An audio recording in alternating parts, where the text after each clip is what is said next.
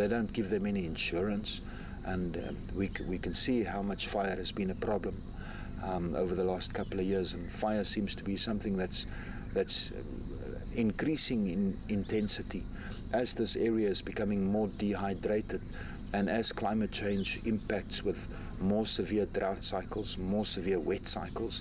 During those drought cycles, we have incredible fires, winds blowing at speeds of more than 70 kilometers an hour, and it's almost impossible to break those fires, to stop them.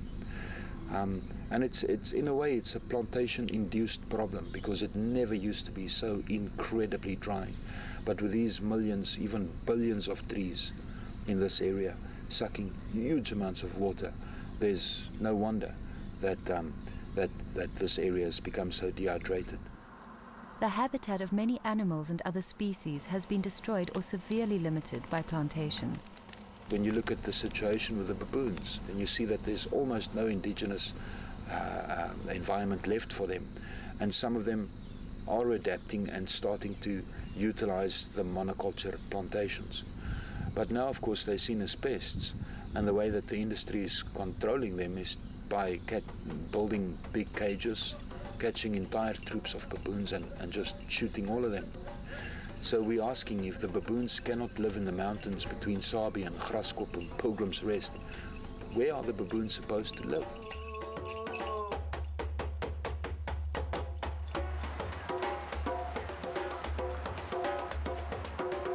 Geosphere has a presence in neighbouring Mozambique and networks with communities and NGOs like Justica Ambiental.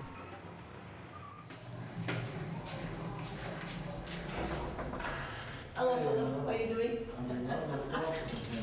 Your organisation has been doing a lot of work on logging of indigenous hardwoods. Yes. Can you give us just a little bit of background on the situation? Yes, we did some research, some campaigns about the logging. Because of the authorization, there's a province in Mozambique like the Zambezi and the Cabo Delgado that we did 2 studies already. There's no future. There's be no, in 5 years' time, if this goes like that, there's no forest. Already some problems with the communities because there's land grabbing and project that they are using to do the agrofuel, although they say the bio. Can you just explain why you use that term? Yeah, because biofuels gives the illusion that something biodegradable, something good for the environmental. As agrofuels, it's happening. It's big agriculture, mechanized, plenty of pesticides, control of big corporations and companies, and nothing to do with environmental friendly or good for the communities or good for the country.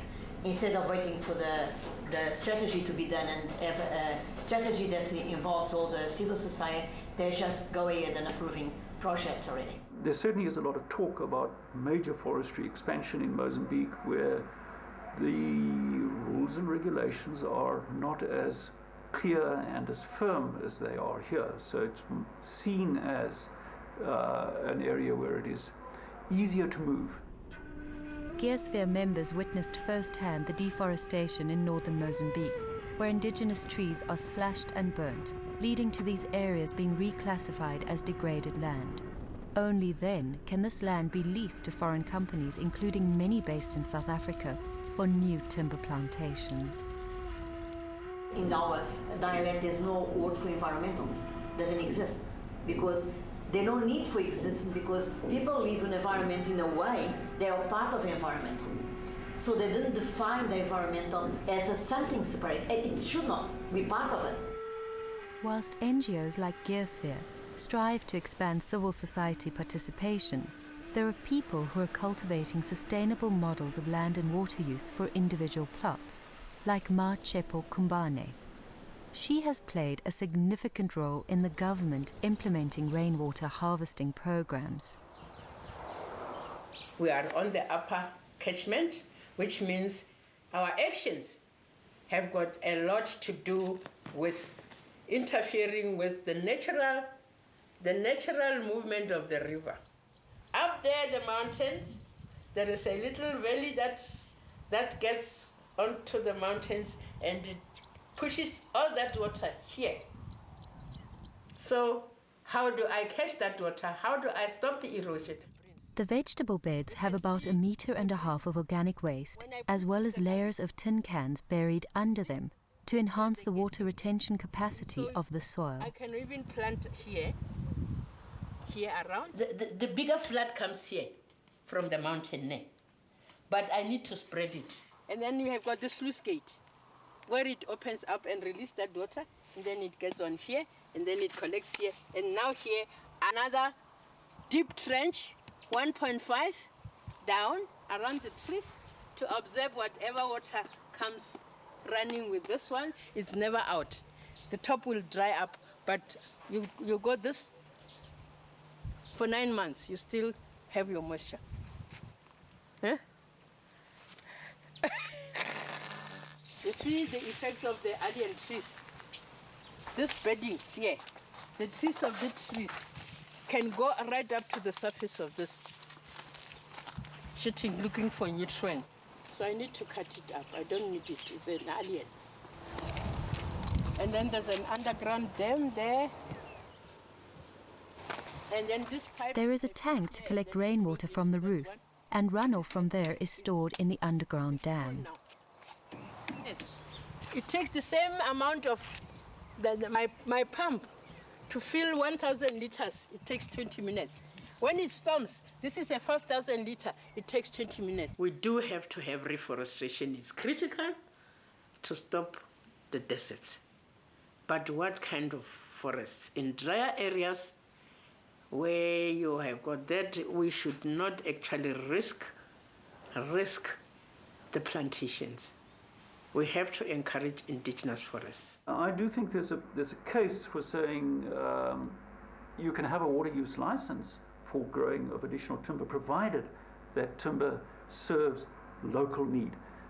And that might be very local need for even fuel wood or poles, or the country's needs for structural timber, as opposed to saying, yes, you can have another, we can have a license for your 10,000 hectares of new trees, but if you're going to just pulp those and export them, then that's actually not seen as being to the country's optimal benefit or maximal benefit. So it's a very powerful question, and I think we could see some shift of the way we're already allocating our forestry resource to the international market. We need to bring some of that back in to ensure that actually we are meeting our local needs first. We want the FSC to act as a tool to change the model. We should look at indigenous plants. We should be looking at diversifying. A long rotation, high value product where you can utilize the understory, where you can plant food, you can practice animal husbandry, you can plant herbs in your understory. We work in harmony for reforestation, no problem. You're going to see seedlings that the birds have planted for me. So those are the wood trees, indigenous trees. They bring them from the forest, they plant them, and then I take them out, and then reforestation. Difficult always because our industry is based on fast-growing timbers, it's based on fiber production.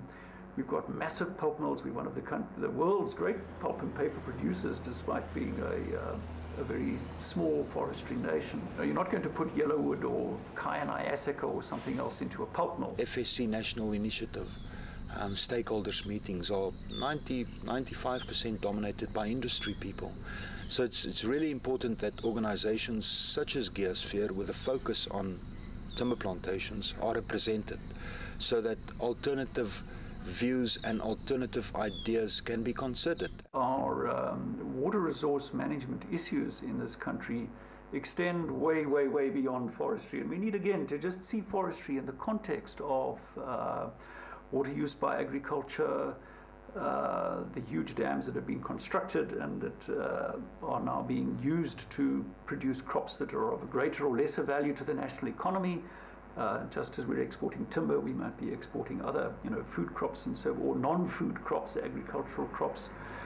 That we have huge water quality problems as a consequence of mining, which we need to put real effort into fighting and into managing. Geosphere believes that industrial monoculture plantations, specifically of timber, has huge and unquantified costs, which really need to be internalized so as to decide whether the industry is really benefiting our country. We believe that the large scale that the industrial timber plantation model at the moment dictates is harmful to biodiversity, it's harmful to our water resource, and it's harmful to people and people's livelihoods and even the culture of people.